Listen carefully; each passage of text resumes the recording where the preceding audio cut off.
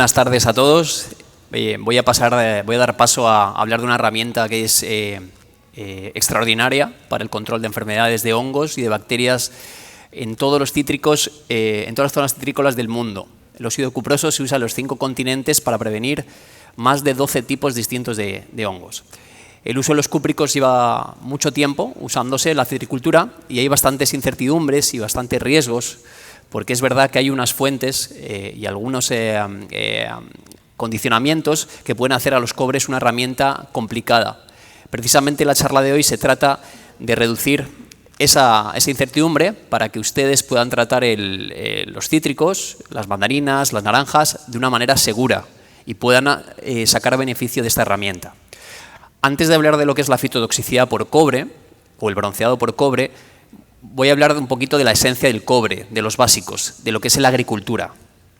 El cobre, como comentaba antes, lleva usándose más de 100 años en la agricultura. Es uno de los primeros fungicidas que se ha utilizado en la humanidad.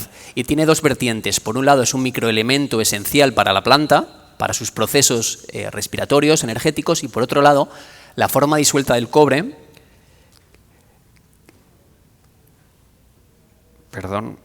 aquí está el puntero, que es el Cu+2. El cobre tiene dos formas, el Cu+2 y el Cu+1, monovalente. La forma disuelta del cobre, el Cu+2, puede ser en ciertas cantidades tóxico. Entonces es muy importante entender cómo vamos a manejar la herramienta para que este ion cúprico no entre dentro de la planta y nos genere estos problemas que conocemos como fitotoxicidad. El cobre tiene varios efectos sobre los patógenos, es un multisitio, según la categoría del FRAC, es decir, actúa en bastantes ciclos del hongo. Lo principal que se conoce en la bibliografía es que es desnaturalizante de proteínas, es decir, desnaturaliza proteínas básicos para los patógenos y permite que la espora germine y que el hongo se desarrolle. Por tanto, es importante entender que hay que trabajar en la superficie de la planta. Es ahí donde vamos a garantizar ese suministro de iones cúpricos para controlar la enfermedad, para que la espora no prospere, la bacteria directamente es un contacto fungicida, y para que el tubo germinativo no se desarrolle y no entre dentro de la planta. Entonces, hay dos conceptos fundamentales. Uno es un fungicida de contacto, no entra dentro de la planta, no cura. Hay que trabajar de manera preventiva antes de que la enfermedad se establezca. Eso por un lado. Por otro lado, hay que garantizar una cantidad mínima de ingrediente activo. Yo siempre pongo el ejemplo de bloqueador solar. Si queremos ir a la playa y no quemarnos, no podemos aplicar una dosis muy pequeña de crema, porque no vamos a cubrir todo el cuerpo. Hay que aplicar suficiente ingrediente activo para proteger y cubrir bien la planta y que no penetre la enfermedad. Este es un factor fundamental. Y para ello hay que mirar la etiqueta de los productos. La etiqueta de los productos hay que ver la cantidad de cobre metálico que estamos aplicando.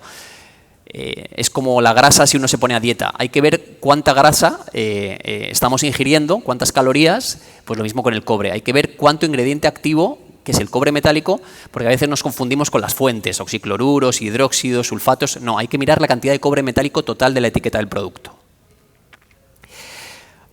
Entramos de lleno en lo que es la fitotoxicidad. La fitotoxicidad no es más que la entrada de iones de cobre dentro de la planta. Aquí vemos un poco lo que es la representación en la lámina foliar. El cobre es aquí donde va a disolverse lentamente y donde va a proteger contra las bacterias. En esta misma humedad que el hongo y la bacteria utilizan para prosperar, también se va a producir una ingesta, una entrada de iones en la planta. Hemos dicho que el cobre es un micronutriente, un elemento nutricional. Entonces la planta lo reconoce y hay una entrada de iones. Bien, el ion cúprico se mueve de una manera muy lenta en el floema.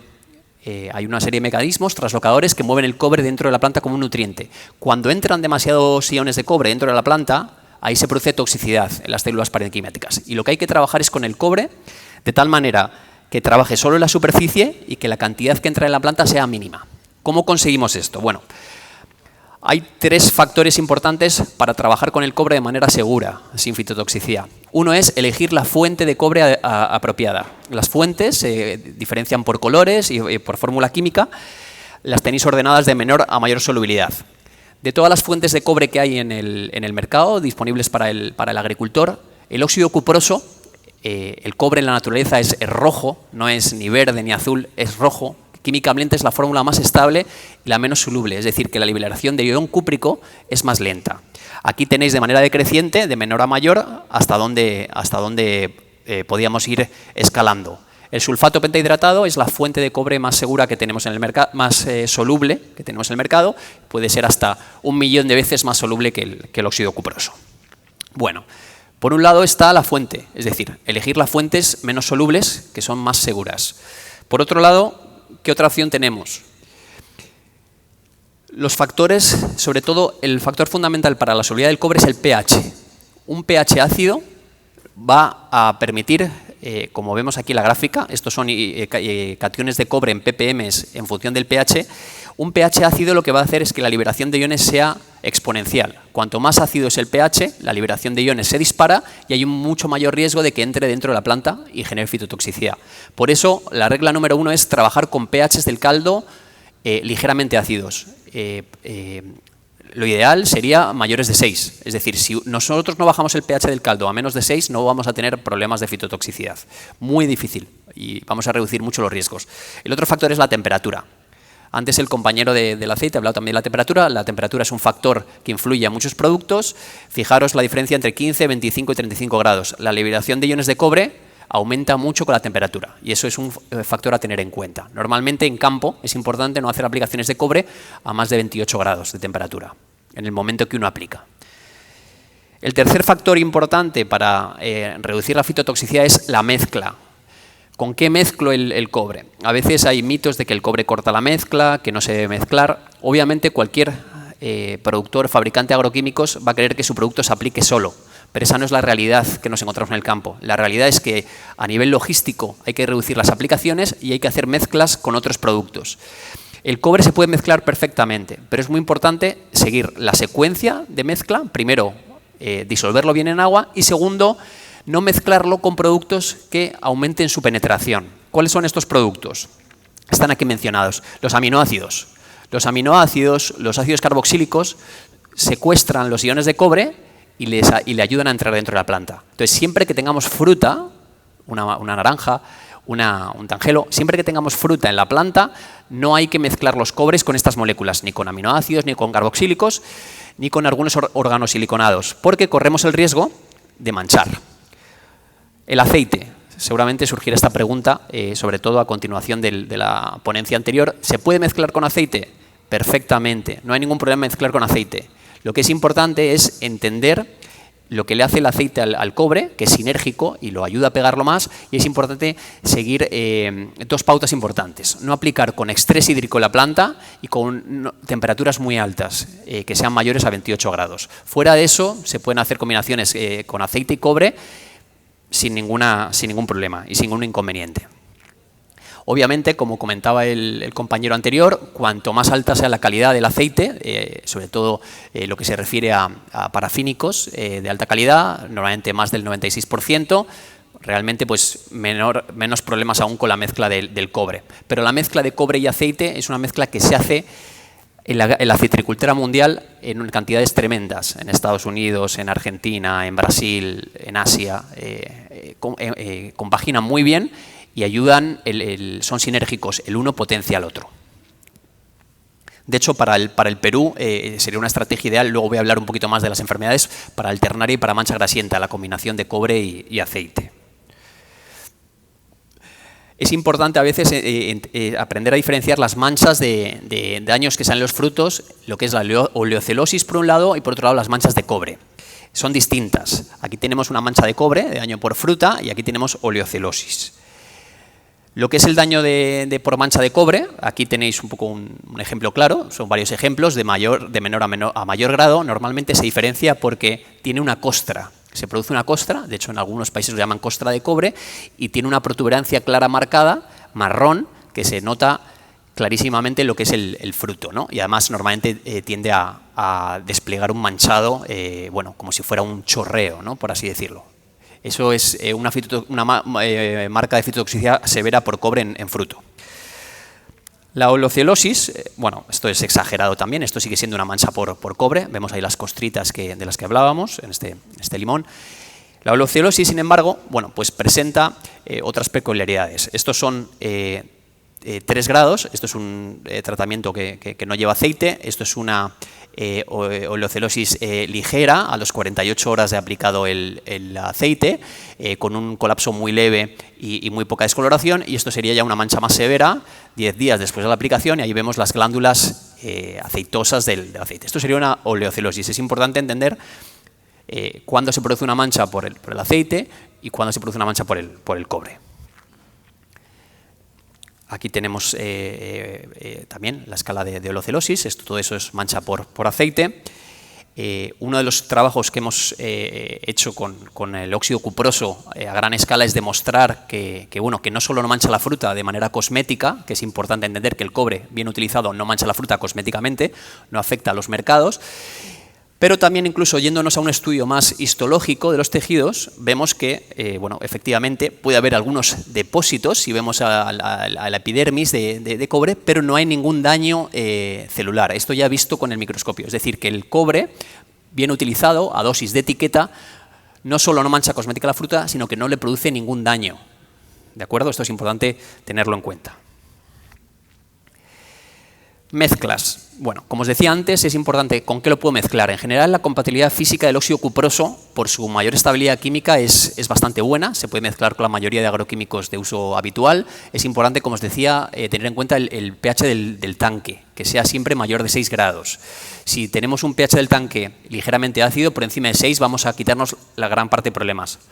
El siguiente factor es la secuencia. Siempre aplicar primero el cobre en el agua, agitar y luego añadir el aceite u otro tipo de productos. Se pueden aplicar con foliares, se puede aplicar con fósforos, no hay precipitados, no hay trancones de picos. Es un producto muy seguro en las mezclas y muy versátil.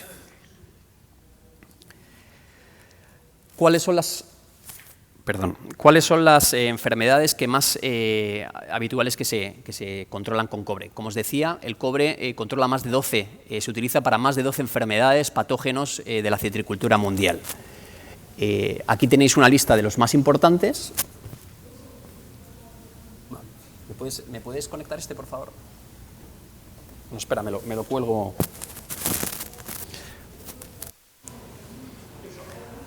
Estoy girando mucho el cuello y se me cae. He resaltado las que tienen más importancia a nivel de Perú: mancha grasienta, alternaria. Obviamente, si nos vamos a nivel de importancia, el cancro cítrico es con diferencia la que más cobre ocupa. Tenemos también antracnosis, sarna. Bueno, son enfermedades que afectan a la citricultura a nivel mundial. Como os decía, los cítricos es una de las frutas más cultivadas a nivel mundial. Hay una lista más concreta, he resaltado en rojo los más importantes. También está el Cladosporium, luego lo mencionamos brevemente, lo que son las experiencias aquí en el Perú. Estas imágenes que tenemos aquí, no hay tiempo en la charla para hablar de un manejo muy profundo de alternaria ni de mancha grasienta, pero son manchas de fotografías de fundos de Perú. Estos son manchas que se han dado aquí en Perú por alternaria. ¿Cómo se pueden controlar? El óxido cuproso las controla bien a 200 gramos por cilindro. Es importante, sobre todo ahí, proteger bien el fruto para que no se dé esta situación. Normalmente lo que se recomienda son aplicaciones en agosto y septiembre, si queremos hacer una prefloración, y sobre todo la más importante es la de septiembre-octubre, ¿vale? En la caída de pétalos, para proteger bien de la enfermedad. Luego podemos hacer ya aplicaciones secuenciales para ir protegiendo el fruto a medida que va creciendo, y por otro lado también podemos hacer una aplicación para lo que sería la desinfección de madera vieja post-poda, ¿vale? Eso sería un poco el manejo recomendado. Mancha grasienta, la Mycosphaerella citri. Esto también son fotografías de fundos del Perú. Veis estas manchas características grasientas del hongo, que se da sobre todo en las hojas maduras, a diferencia de lo que pasa con la alternaria. Esta enfermedad también se controla muy bien con el óxido cuproso. Lo importante aquí es entender que el momento clave es en verano, que es cuando más se da el problema con la enfermedad. Normalmente se deben hacer aplicaciones entre diciembre y enero para proteger ese momento en el que la humedad